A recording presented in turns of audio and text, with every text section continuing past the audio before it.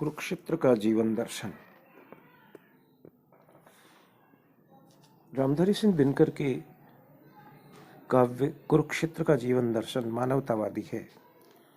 यहाँ एक और भाग्य, भगवान, मोक्ष, नियति, संन्यास आदि परंपरागत रूढ़ विचारों एवं आध्यात्मिक निष्ठाओं का खंडन किया गया है। वहीं सांसारिक जीवन में आसक्ति तथा मानवीय जीवन मूल्यों, त्याग, तप, स्नेह, बलिदान, विश्वास आदि के प्रति आस्था प्रकट की गई है। नियति, प्रकृति एवं ज्ञान विज्ञान के लोक मंगलकारी रूप को ही वरेण्य कहा गया है। कुरुक्षेत्र की सबसे महत्वपूर्ण दार्शनिक उपलब्धि गीता के कर्मयोग की सतर्क पुष्टि एवं मानवता के उज्जवल भविष्य के प्रति आस्थावादी दृष्टिकोण की प्रस्थापना है।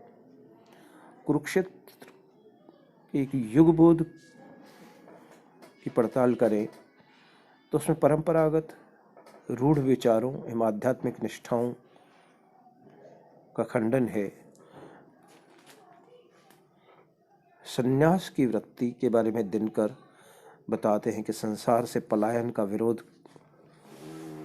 करते हुए वे संन्यास या वन गमन को व्यक्तिगत मोक्ष दिला सकता है, परंतु समष्टि हित में उसका कोई मूल्य नहीं है। व्यक्ति के लिए यह पलायनवाद है, कायरता है। अतः भीष्म युधिष्ठिर से कहते हैं, उन्हें वन में नहीं भुवन में जाना चाहिए। पोछो अश्रु, उठो द्रुत जाओ, वन में नहीं भुवन में। धर्मराज कर्मठ मनुष्य का पथ संन्यास नहीं है। इसी के साथ भाग्यवाद एवं भोगवाद के द्वंद्व के बारे में दिनकर बताते हैं कि शोषण की प्रक्रिया के समय दिनकर अपवित्र गठबंधन का पर्दाफाश करते हैं। अधिकार संपन्न वर्ग शोषितों को भाग्य की आड़ लेकर सदैव दमित रखना चाहता है तथा व्यक्तिगत भोग विलास की सुविधाएं जुटाने एवं उनका उपभोग करने में ही डूबा है। भाग्यवाद आवरण, पाप का और शस्त्र शोषण का, जिसकी रखता दवा एक जन भाग दूसरे जन का, जिससे रखता। अतः दिनकर इस भोगवादी भाग्यवाद का विरोध करते हैं। ब्रह्मा से कुछ लिखा भाग्य में मर्ज नहीं लाया है, अपना सुख उसने अपने भुजबल से पाया है। मोक्ष और नियति जैसी बातों पर भी दिनकर व्यक्तिगत हित में होने, सामाजिक हित में न होने की बात कहते हैं। और साथ में विज्ञान और अध्यात्म के तुलनात्मक अध्ययन की एक प्रवृत्ति कुरुक्षेत्र में नजर आती है। वे कहते हैं, किंतु मस्तिष्क ही बढ़ता गया निशेष, छूटकर पीछे गया रह हृदय का देश। सावधान मनुष्य, यदि विज्ञान है तलवार तो उसे दे फेंक। वे दोनों में संतुलन बनाना चाहते हैं। साथ में भोग और त्याग का भी सम्यक द्वंद्व यहाँ प्रस्तुत किया गया है। वे सम्यक भोग का समर्थन करते हैं। भोगो तुम इस भांति मृति को दाग न लगने पाए, मिट्टी में तुम नहीं वही तुम में विलीन हो जाए। युगीन जीवन की विसंगतियों का विरोध करते हुए दिनकर निष्ठुरता, स्वार्थपरता, भोग, लालसा, हिंसा आदि बुद्धिवादिता का विरोध करते हैं। और इसी के साथ युद्ध और शांति के साथ व्यक्तिगत धर्म और समान धर्म, कर्मवाद और भाग्यवाद आदि के द्वंद्व पर भी दिनकर प्रखर स्वर में कुरुक्षेत्र में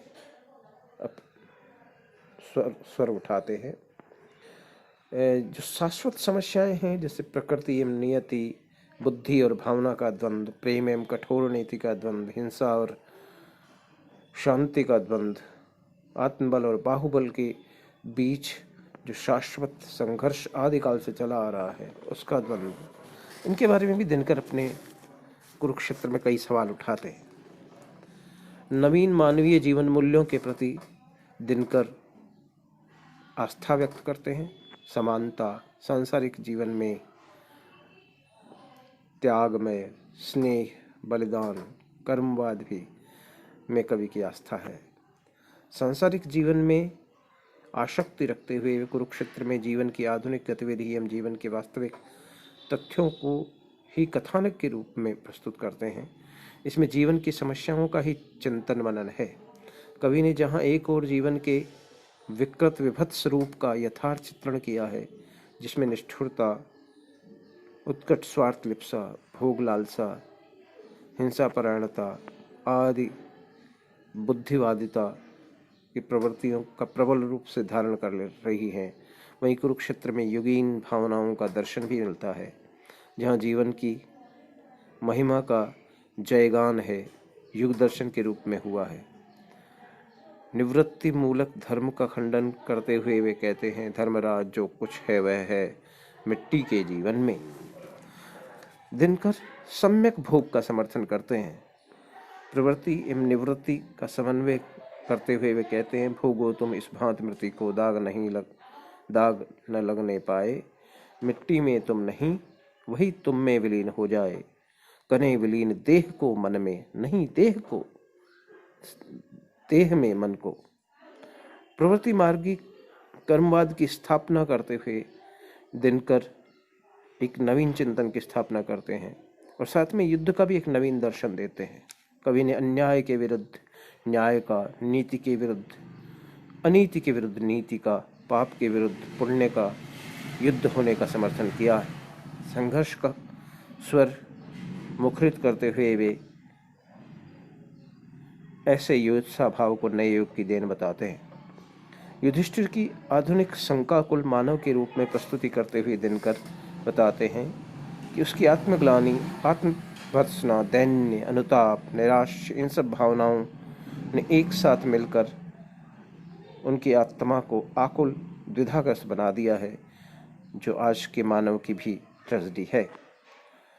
दिनकर व्यक्तिगत धर्म एवं समाज धर्म के द्वंद्व को भी कुरुक्षेत्र में उभारते हैं। कुरुक्षेत्र में व्यक्ति और समाज के द्वंद्व को उद्धृत किया गया है। भीष्म कहते हैं कि समुदाय का प्रश्न उठने पर त्याग, तप, करुणा, क्षमा, मोक्ष, संन्यास जैसी व्यक्तिगत गुणों को भूलकर समाज हित का कार्य करना पड़ता है।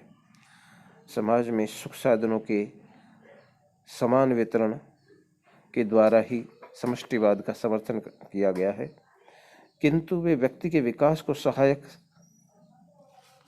समाज का ही समर्थन करते हैं। दोनों में टकराव को वे टालना चाहते हैं। इस प्रसंग में हिंसा, अहिंसा, मनोबल एवं शस्त्र बल, मनुष्यता एवं पशुत्व जैसे प्रश्नों को उठाया गया है। कवि ने वर्तमान युग की राजनीतिक, सामाजिक वैचारिकता को भी प्रतिबिंबित किया है। स्वयं